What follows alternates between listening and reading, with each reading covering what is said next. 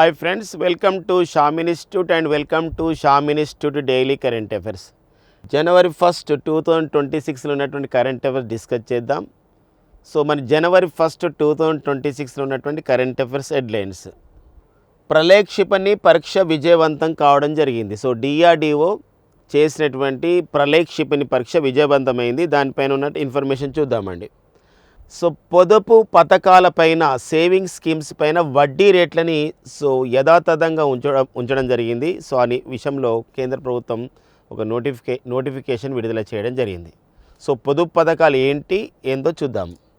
And next వచ్చేసి quad దేశాల రాయబారుల సమావేశం జరిగింది. ఇది చాలా ఇంపార్టెంట్ అండి. ఎందుకోసం అంటే క్వాడ్ ఏర్పడిందే చైనాకు వ్యతిరేకంగా, చైనా యొక్క ఇండో పసిఫిక్ ప్రాంతంలో చైనా ఆధిపత్య ధోరణిని నిరసిస్తూ ఏర్పడిన క్వాడ్ కూటమి, క్వాడ్ దేశాల రాయబారుల సమావేశం చైనాలోని బీజింగ్లో జరిగింది. అది చాలా ఇంపార్టెంట్గా ఉంది, క్వాడ్ దేశాల రాయబారుల సమావేశం. అండ్ నెక్స్ట్ వచ్చేసి 50వ ప్రగతి సమావేశం జరిగింది. సో భారత ప్రధాని నరేంద్ర మోడీ నేతృత్వం వహించారు. ఏంటి ప్రగతి సమావేశం ఏదో చూద్దాం. అండ్ నెక్స్ట్ వచ్చేసి ఇరాన్ దేశం ఆర్థిక సంక్షోభాన్ని ఎదుర్కొంటుంది. సో దానిపైన ఉన్నటువంటి కరెంట్ అఫైర్స్ చూద్దామండి. సో ఇప్పుడు మన కరెంట్ అఫైర్స్ వివరణలోకి వెళ్దాం. ప్రళయ క్షిపణి పరీక్ష విజయవంతం కావడం జరిగింది. సో మరి డిఆర్డిఓ అభివృద్ధి చేసింది ప్రళయ క్షిపణి. సో మరి ప్రళయ క్షిపణి చైనా యొక్క డాంగ్ ఫెంగ్ అని చెప్పేసి ఒక 12 డాంగ్ ఫెంగ్ అనే 12 అనే ఒక క్షిపణి ఉందండి. డాంగ్ ఫెంగ్ 12 అనే క్షిపణి.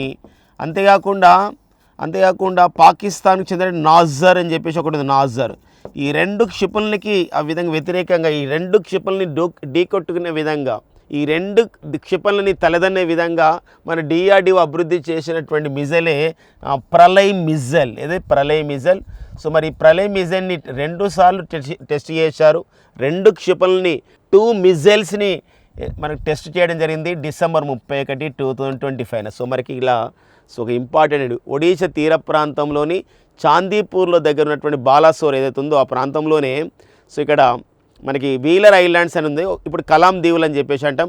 అక్కడ ఉన్నటువంటి ఇంటిగ్రేటెడ్ టెస్ట్ రేంజ్ ద్వారా ఈ యొక్క ప్రళయ క్షిపణిని 2 సార్లు చేసినా కూడా అద్భుతమైనటువంటి సక్సెస్ ఇచ్చింది, ఫుల్ సక్సెస్ అయింది, విజయవంతం కావడం జరిగిందనమాట.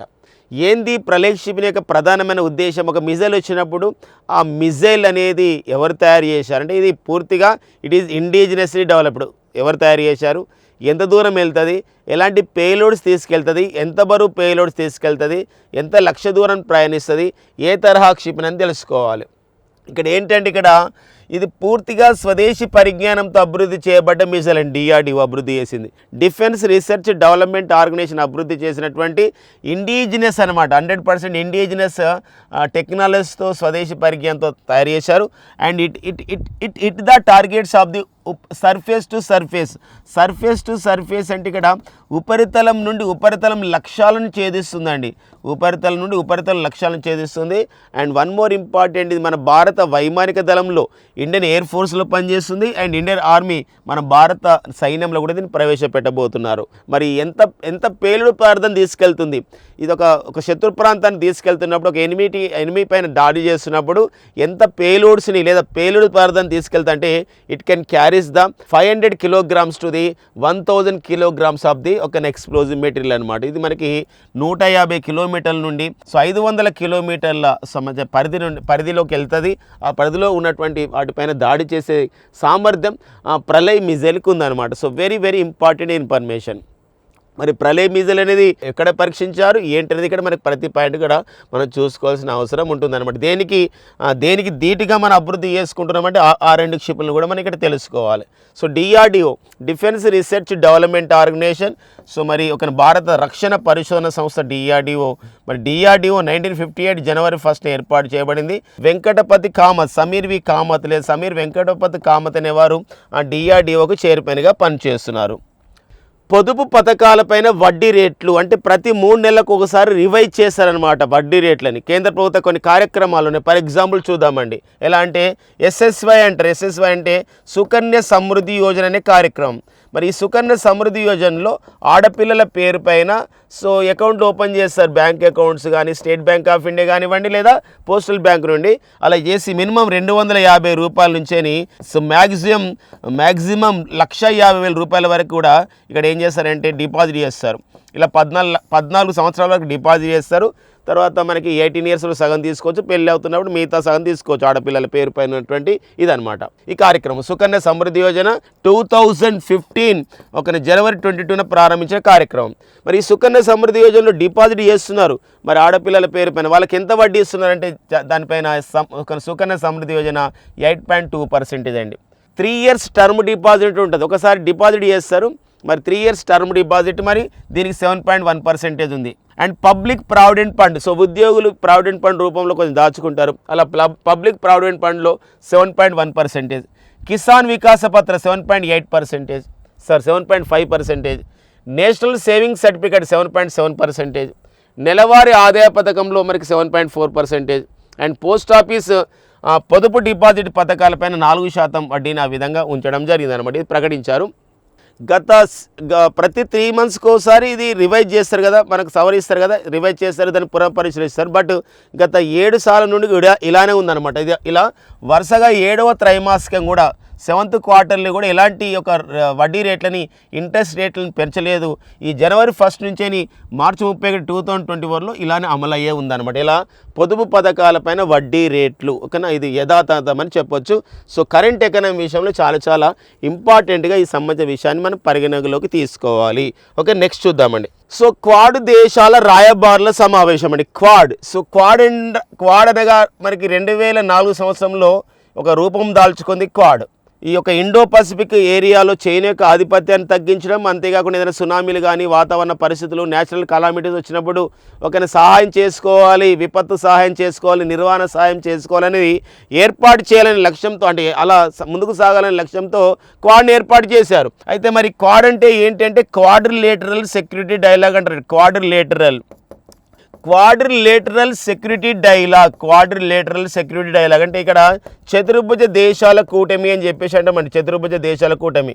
ఈ చతుర్భుజ దేశాల కూటమి ప్రధానమైన ఉద్దేశాలు ఒకటి ఏంటంటే ఇండో పసిఫిక్ ప్రాంతంలో సో చతుర్భుజ దేశాల ఒక భద్రతా కూటమిగా, భద్రతా సంవాదంగా చెప్పుకోవచ్చు అనమాట. భద్రతా కూటమిగా చెప్పుకుంటున్నాం. ఇలాంటి సంబంధించినటువంటి కూటమి ఇండో పసిఫిక్ ప్రాంతంలో చైనా ఆధిపత్యాన్ని తగ్గించాలి. కానీ గమ్మత్తైన విషయం ఏంటంటే వెరీ ఇంట్రెస్టింగ్ థింగ్ అనమాట. December 30, 2025 క్వాడ్ దేశాల రాయబారుల సమావేశం, క్వాడ్ కంట్రీస్ అంబాసిడర్స్ మీటింగ్ ఎక్కడ జరిగిందంటే దట్ ఈజ్ ఇన్ బీజింగ్లో ఉన్నటువంటి అమెరికా ఎంబసీ, అమెరికా రాయబార కార్యాలయంలో జరిగింది. అంటే చూడండి, అంటే డ్రాగన్ అంటాం మన చైనాని, అంటే డ్రాగన్ దగ్గరికి వెళ్ళి మనం ఆ విధంగా సమావేశం జరిపాము. అఫ్ కోర్స్ అక్కడ అందరూ కూడా ఒక దేశంలో వివిధ దేశాల రాయబారులు ఉంటారు కదా, ఆ క్రమంలోనే సో మరి క్వాడ్ దేశాలు అంటే 4 దేశాలు. ఏంటా 4 దేశాలు? అమెరికా దేశం ఉంటుంది క్వాడ్ దేశంలో, భారత్ ఉంటుంది, జపాన్ దేశం ఉంటుంది, దాంతోపాటుగా మనం గమనించినట్లయితే ఇక్కడ సో ఆస్ట్రేలియా దేశం కూడా ఉంటుందండి. ఆస్ట్రేలియా దేశం. ఈ 4 దేశాల రాయబారులు పాల్గొనడం జరిగింది December 30, 2025.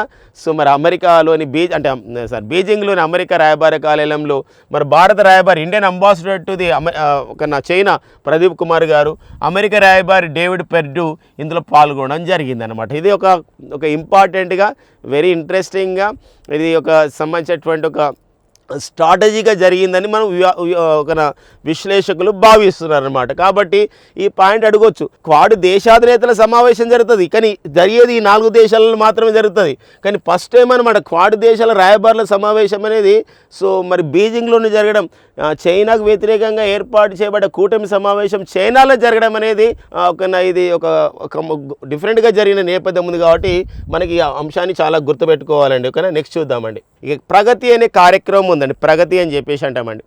సో ఈ ప్రగతి కార్యక్రమం ఏంటంటే సో 2015 మార్చి 25న ప్రారంభించారు ఈ ప్రగతి కార్యక్రమం. 2015 మార్చి 25న ప్రగతి కార్యక్రమం ప్రారంభించారు. అంటే భారత ప్రభుత్వం చేపట్టే కార్యక్రమాలని డిజిటల్ ప్లాట్ఫామ్ వేదికగా ఒక ఆన్లైన్లలో ఒక జూమ్ మీటింగ్లో ఈ విధానం ద్వారా ఏం చేయడం అంటే దాన్ని ఒక సూపర్వైజ్ చేయడం అంటే పర్యవేక్షించడం, తెలుసుకోవడం అనే ప్రధానమైన ఉద్దేశం అన్నమాట. సో ఇది మనకు ప్రగతి స్కీమ్ అంటాం. ఈ ప్రగతి అనే కార్యక్రమం, ఈ ప్రగతి కార్యక్రమం అబ్రివేషన్లోనే దాని ఇంపార్టెన్స్ తెలుస్తుంది. ప్రోయాక్టివ్ గవర్నెన్స్, టైమ్లీ ఇంప్లిమెంటేషన్ అంటే సమయానుకూలంగా ఒక ప్రాజెక్టు స్టార్ట్ చేస్తారు ఒక కేంద్ర ప్రభుత్వం.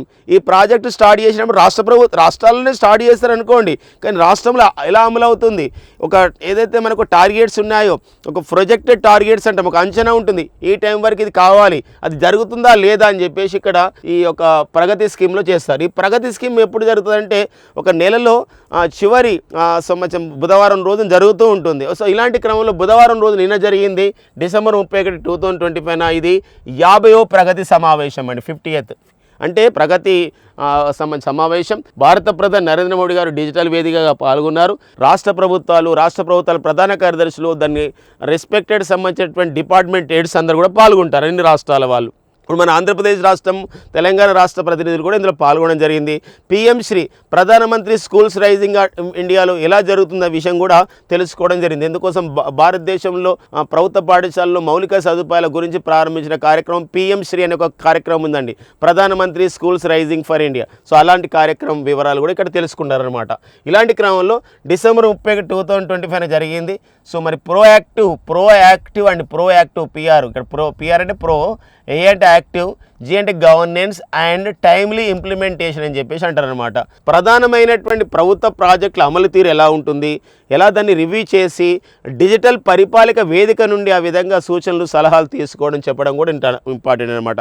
ఈ కార్యక్రమం స్టార్ట్ అయ్యి ఇప్పుడు 10 years అయిపోయింది, దశాబ్ద కాలం అయిపోయింది, ఒక డికేడ్ అయిపోయింది. ఈ దశాబ్ద కాలంలో ఎన్ని కోట్ల రూపాయల విలువైనటువంటి ప్రాజెక్టులను సమీక్షించడం జరిగింది అని ప్రెస్ ఇన్ఫర్మేషన్ బ్యూరోలో మనకి ఇవ్వడం జరిగిందంటే 85 లక్షల కోట్ల రూపాయల విలువ చేసే ప్రాజెక్టులని సమీక్షించారు భారత ప్రధాని నరేంద్ర మోడీ గారు. ఇది ఒక 50వ ప్రగతి రివ్యూ మీటింగ్ కాబట్టి ప్రతి పాయింట్ కూడా ఇంపార్టెన్స్గా మనం చూసుకుంటూ అది ప్రగతి స్కీమ్ ఎప్పుడు స్టార్ట్ అయిందనే విషయాన్ని కూడా మనం పరిగణనలోకి తీసుకోవాలి. ఇక నెక్స్ట్ వచ్చేసి ఇరాన్లో ఆర్థిక సంక్షోభం అండి. సో మరి ఇరాన్ దేశం 2025లో ఇరాన్ దేశం పైన 2 దేశాలు దాడి చేశాయి. ఇజ్రాయెల్ దేశం దాడి చేసిందండి ఆపరేషన్ రైజింగ్ లైన్ అనే పేరుతో జూన్ 2025లోనే. సో గమనించిన 2025లో ఇరాన్ దేశం పైన 2 దేశాలు దాడి చేశాయి ఇరాన్ పైన. ఒకటి వచ్చేసి మనకి అంటే ఇజ్రాయెల్ దేశం దాడి చేసింది, కానీ ఇజ్రాయెల్ దేశం దాడి చేయడానికన్నా ముందు ఇజ్రాయెల్ పైన ఆపరేషన్ ట్రూ ప్రామిస్ పేరుతో దాడి చేసింది.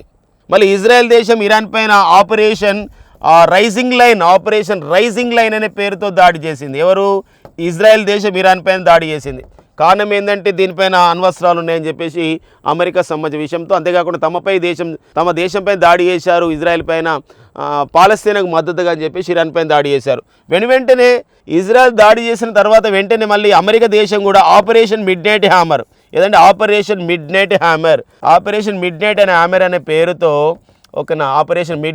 అనే పేరుతో ఇరాన్ పైన కూడా ఎవరు దాడి చేశారంటే అమెరికా దాడి చేసిందండి. ఇలా 2 దాడులు చేసింది. అమెరికా దాడి గల కారణం ఏంటంటే సో ఇరాన్లో ఎన్రిచ్డ్ ఒక యురేనియం ఉంది, శుద్ధి చేయబడే యురేనియం ఉంది.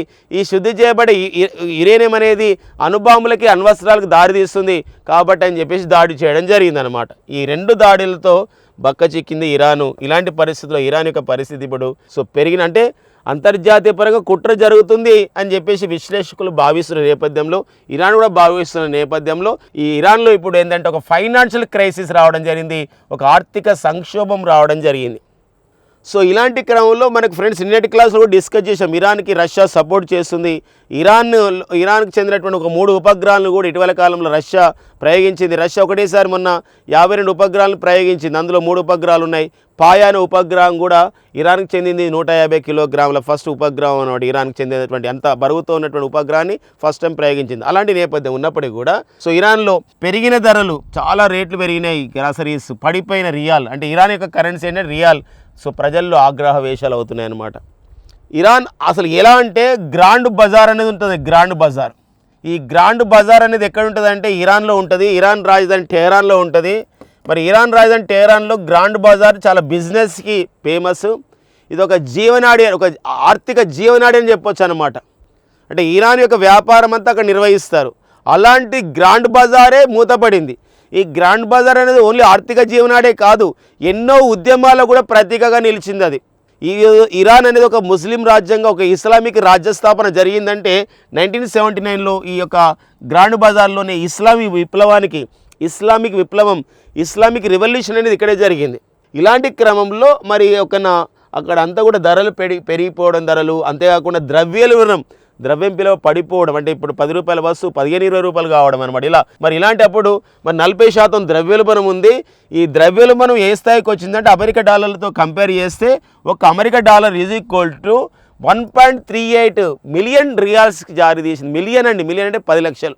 1.38 మిలియన్ రియాల్స్కి వచ్చేసరికి మొత్తం కూడా ఏమైందంటే ఇక్కడ ఇరాన్ అది తీవ్రమైన ఆర్థిక సంక్షోభంలో ఉన్నట్టు మనం చెప్పుకోవచ్చు అనమాట. ఇదండి ప్రజెంట్ పరిస్థితి ఇరాన్లో. మరి ఇరాన్ ఆర్థిక సంక్షోభం నుండి గట్టెక్కుతుందా లేదా, మరి ప్రపంచ దేశాలు ఇరాన్ సంక్షోభం పైన ఎలాంటి ఒక సంబంధించి సపోర్ట్ చేస్తాయి, ఐక్యరాజ్యసమితి ఎలా సపోర్ట్ చేస్తుంది, మరి ఇస్లామిక్ రాజ్యాలు organisation of the Islamic countries ఉన్నాయి, ఓఐసి అనే ఉన్నాయి, organisation of the Islamic countries ఉన్నాయి, ఆ దేశాలు ఎలా సహాయం చేస్తాయి, ఎలా సపోర్ట్ చేస్తాయి, ఎలా మద్దతు నిలుస్తుంది అనే విషయాన్ని మనకి కాలమే పరిష్కరిస్తుంది. ఈ క్రమంలో మరి ఇరాన్కి ప్రజెంట్ అధ్యక్షుడు ఎవరున్నారు అంటే ఒక మసౌద్ పెజిష్కియాన్ అండి. మరి ఒక దేశం అనేది ఎప్పుడైతే ఆర్థిక సంక్షోభంలోకి వెళ్ళిందో వెంటనే ఆ దేశానికి సంబంధించినటువంటి ఆర్థికవేత్తలు అంటే వివిధ పదవులు ఎవరైతే ఉంటారో వాళ్ళు ఆ విధంగా ఒక్కోసారి వాళ్ళు రాజీనామా చేశారు. ఈ క్రమంలోనే ఇరాన్ దేశ అత్యున్నతమైన ఆర్థిక వ్యవస్థగా పునాది అయినటువంటి బ్యాంక్ అయినటువంటి ఇరాన్ సెంట్రల్ బ్యాంక్ గవర్నర్ కూడా రాజీనామా చేయడం జరిగింది, పదవి నుండి వైదొలగడం జరిగింది అనమాట. ఇది ఇరాన్లో ఉన్నటువంటి అంశం అండి. నెక్స్ట్ కరెంట్ ఎవరు చూద్దాం. ఇక నెక్స్ట్ వచ్చేసి ICMR, మన Indian council of the Medical Research వాళ్ళు, మన భారతీయ వైద్య పరిశోధన మండలి అంటామండి. ఈ సంస్థ వాళ్ళు కేంద్ర ఆరోగ్య కుటుంబ సంక్షేమ శాఖకి కొన్ని సిఫార్సులు చేశారు, కొన్ని రికమెండేషన్ చేశారు. ఏ విషయంలో రికమెండ్ చేశారు, ఏ విషయంలో అంటే ఇక్కడ నైముసిలిడ్ అంటారు లేదా నిముసిలిడ్ అంటారు. ఈ నిముసిలైడ్ అనేది ఏంటంటే ఒక పెయిన్ కిల్లర్, ఒక నొప్పి నివారణ మాత్రలు, ఒక నొప్పి నివారణ ట్యాబ్లెట్లు అన్నమాట. ఈ ట్యాబ్లెట్లు పై కేంద్రం ఆంక్షలు విధించింది. ఇది ఒక non steroid anti inflammatory drug అని చెప్పేసి అంటామండి. NSA non steroid. ఇది ఒక స్టిరాయిడ్ కాదండి, నాన్ స్టిరాయిడ్. ఇంకొకటి యాంటీ ఇన్ఫ్లమేటరీ అంటే ఎలాంటి వాపు గురి కాదు, కానీ ఇది ఎక్కువ మోతాదులో తీసుకుంటారు అనమాట. ఈ డ్రగ్ని ఎలా తీసుకుంటారంటే 100కు 150, 200, 250 మిల్లీగ్రాములు, 500 మిల్లీగ్రాములు తీసుకుంటున్నారు. దీని ద్వారా ఏమవుతుందంటే ఎక్కువ డోసులు తీసుకోవడం ద్వారా పెయిన్ కిల్లర్ మందు అయినటువంటి నిముసిలైడ్ని ఎక్కువ మోతాదులో తీసుకోవడం ద్వారా, నొప్పి నివారణ మంది తీసుకోవడం ద్వారా ఏమవుతుందంటే లివర్ డ్యామేజ్ అవుతుంది, కాలేయం అనేది దెబ్బతింటుందని పరిశోధనలో తెలిసిందని చెప్పేసి ICMR, Indian Council for the Medical Research వాళ్ళు Ministry of the Health and Family Welfare, కేంద్ర ఆరోగ్య కుటుంబ సంక్షేమ శాఖకు నివేదిక సమర్పించారు.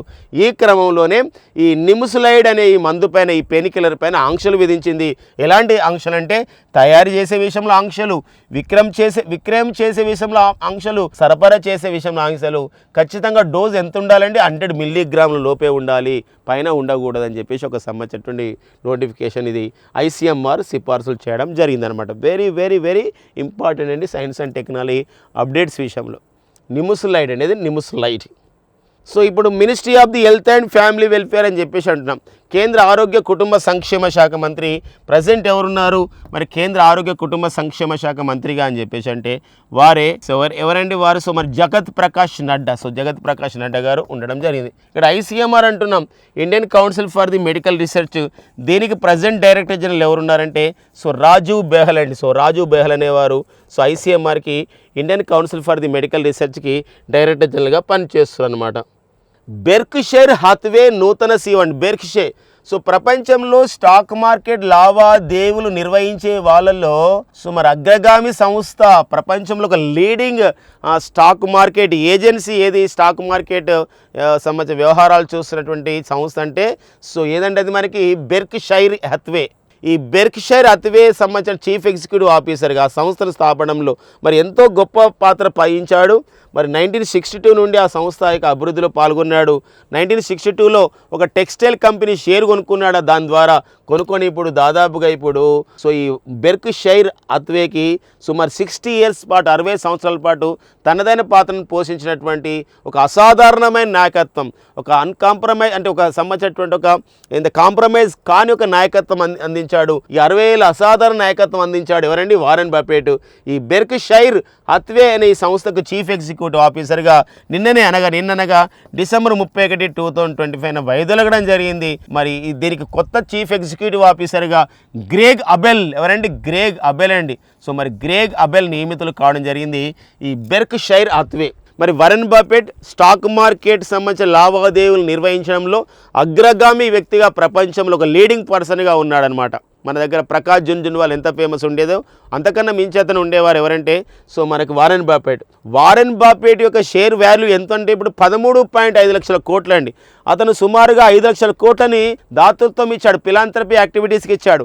అయినప్పటికీ కూడా అలా 5 లక్షల కోట్లు ఫిలాంథ్రపీకి ఇచ్చిన, ఒక దాతృత్వం ఇచ్చిన, వివిధ సేవలకు ఇచ్చిన అతని యొక్క ఆస్తి విలువ అనేది ఇప్పుడు 13.5 లక్షల కోట్ల రూపాయలకు చేరిన విషయం అనమాట. ఇలాంటి పరిస్థితుల్లో మన వారెన్ బఫెట్ తను చీఫ్ ఎగ్జిక్యూటివ్ ఆఫీసర్గా ఎందుకోసం 95 ఇయర్స్ ఓల్డ్ ఉన్నటువంటి అతను చీఫ్ ఎగ్జిక్యూటివ్ ఆఫీసర్గా పనిచేసేవాడు. ఈ బెర్క్షైర్ అత్వే ఈ యొక్క స్టాక్ మార్కెట్ వ్యవహారాలు చూసుకునే ఈ సంస్థ సో మొత్తం అంటే అందులో డిపాజిట్ చేయడం లేకపోతే షేర్ మార్కెట్ కొనుగోలు చేసుకోవడం ఇవన్నీ చూసుకునే ఈ సంస్థ చీఫ్ ఎగ్జిక్యూటివ్ ఆఫీసర్ నుండి వైదొలగడం జరిగింది. సో కొత్త చీఫ్ ఎగ్జిక్యూటివ్ ఆఫీసర్గా గ్రేగ్ అబెల్ నియమితులు కావడం జరిగింది అనమాట. ఓకేనండి. So very important information. ఈ నెక్స్ట్ వచ్చేసి మనకి జనవరి 26, 2026 మరి భారత గణతంత్ర దినోత్సవాల్ని మనం న్యూఢిల్లీలోని మరి కర్తవ్య పథ్లో నిర్వహించుకోబోతున్నాం. ఇలాంటి క్రమంలో కర్తవ్య పథ్లో ఫస్ట్ టైం అనమాట, ఫస్ట్ టైం ఒక కవాతులో ఈ మార్చి 1 ఈ రిపబ్లిక్ డే సెలబ్రేషన్ 2026 అండి. రిపబ్లిక్ డే సెలబ్రేషన్ అయినటువంటి 2026 2026 ఈ రిపబ్లిక్ డే సెలబ్రేషన్స్లో ఈ కర్తవ్య పథ్లో ఈ కవాతులో తొలిసారిగా ఒక జంతు దళం ఒక సంబంధించినటువంటి గ్రూప్ పాల్గొంటుంది, ఒక యానిమల్ గ్రూప్ పాల్గొంటుంది. అంటే మన భారత త్రివిధ దళాల్లో పనిచేస్తున్నటువంటి మన భారత రక్షణ దళాలకు ఉపయోగపడుతున్నటువంటి కొన్ని జంతువులు ఇందులో పాల్గొంటున్నాయి. ఆ జంతువులలో ప్రధానంగా చూసినట్లయితే లూక్ట్రియన్ జాతికి చెందినటువంటి 2 ఒంటెలు ఉన్నాయి, క్యామల్స్, 4 గుర్రాలు ఉన్నాయి, 4 డేగలు ఉన్నాయి. ఆర్మీకి చెందినటువంటి 10 స్వదేశీ జాగిలాలు ఉన్నాయి. ఆల్రెడీ ఆర్మీలో ఉన్నటువంటి మరో 6 జాగిలాలు ఉన్నాయి. ఇవన్నీ కలిసి మొత్తం కూడా ఏం చేస్తున్నాయండి? మార్చ్ పాస్ట్ చేయబోతున్నాయి. So remount and veterinary corps అండి.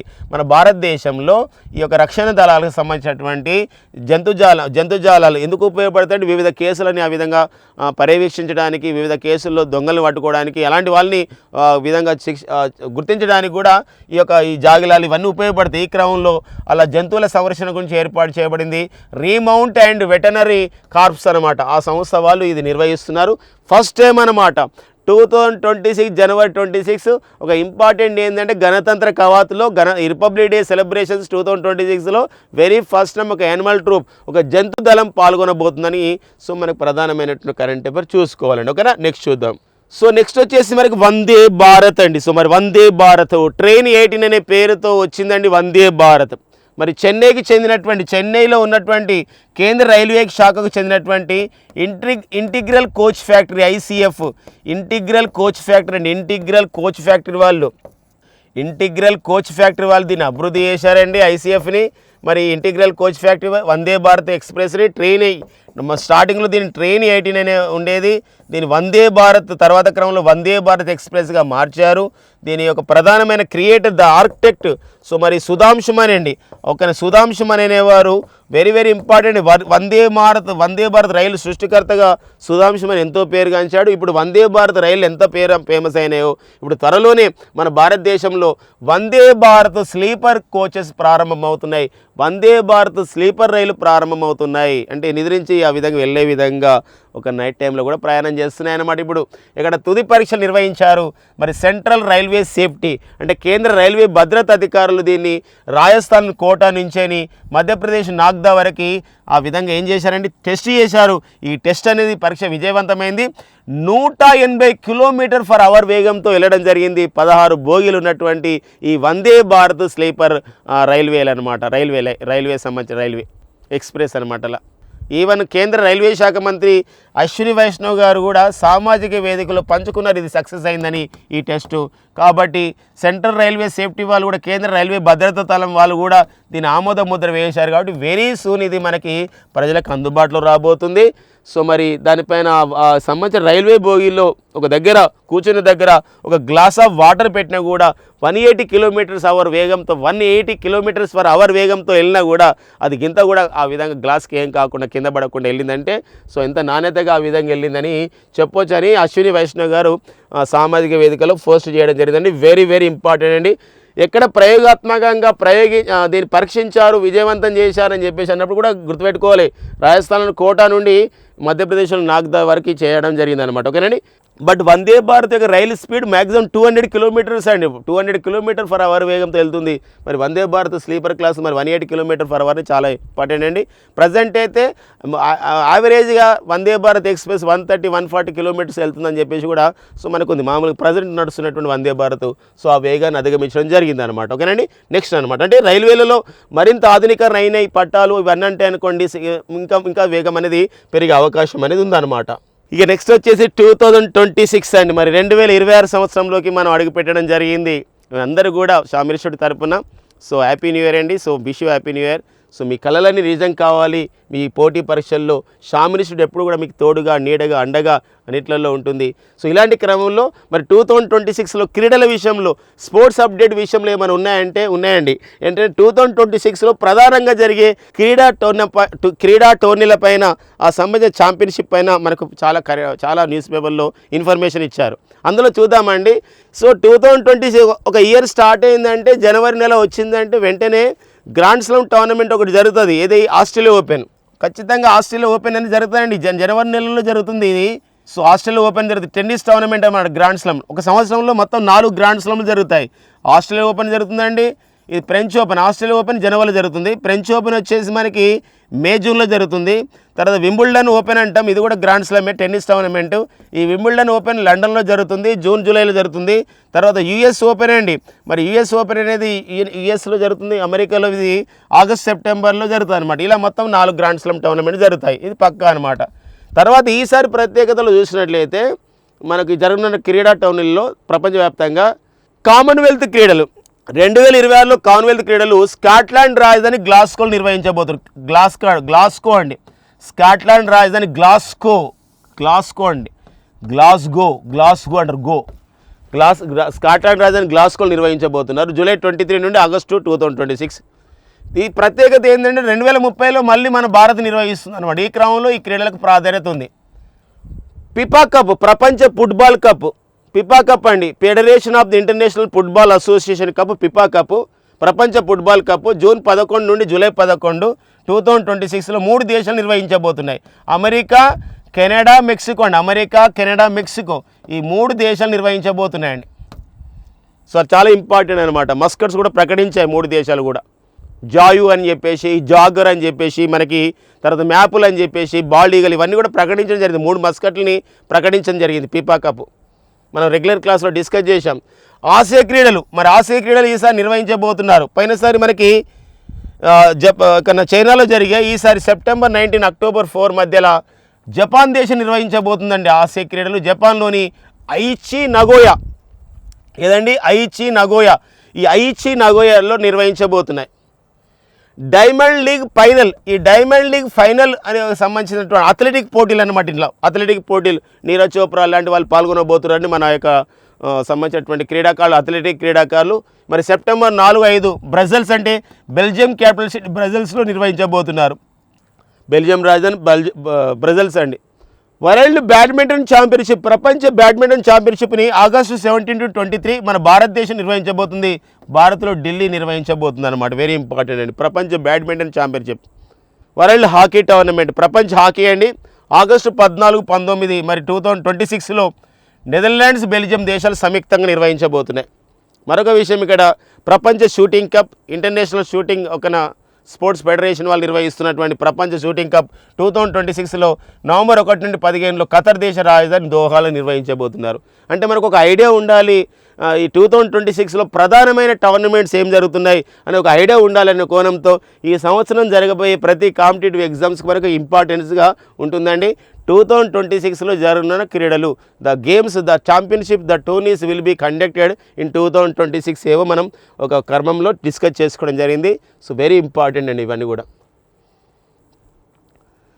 ఇవ్వండి ఫ్రెండ్స్ ఈరోజు ఉన్నటువంటి daily current affairs. Thank you friends and all the best.